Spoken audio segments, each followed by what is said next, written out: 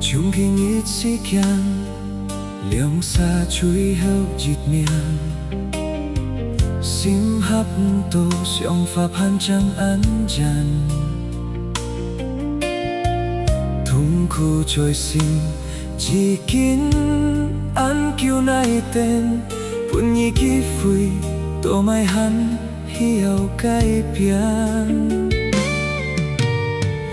liang xa mò kia cô nên bối chiu cô hồ ngân si xiong ăn tôm bồi tiêm phán nò thiên chi chu trang lượng chạc sim hết cặp tô ôi hăng há hi mò khô nên heo trong kêu têu lô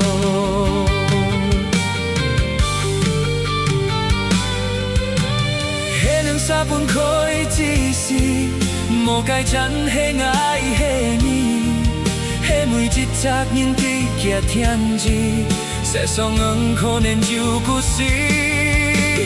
che trong ly theo chính các nhì ngài mồ khô nên công chút ôi nhi hệ còn khôi theo chi si ngài tì ngà cái phân chim mê nhi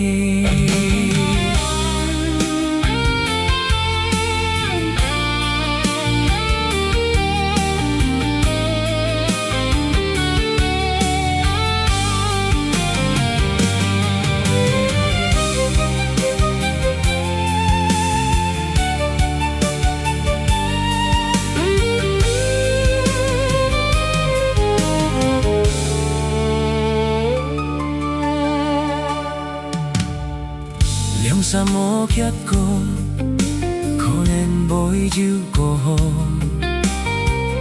ngân si xiong ăn tôm bồi tiêm phán nò thiên chi chu trang liang chạc sim hết cặp tô ôi hăng há hi mô khô nên heo trong kêu têu lô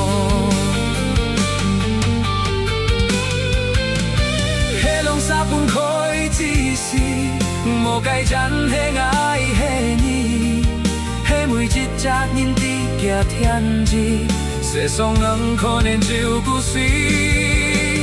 che trong ly theo chín các nhì ngài mồ khô nên công chút ôi nhi hệ cùng khói theo chi si ngài tì ngã cái phun chim mê nhi hệ lòng sa buồn khói chi si một cái chân hệ ngại hệ nhi hệ mùi chít chát nhìn tí kia thiên chi sẽ so ngân khô nên chịu cú si che trong ly theo chín các nhì ngày mồ khô nên không chút ôi nhi hệ còn khói theo chi si ngài tì ngã cái phun chim mê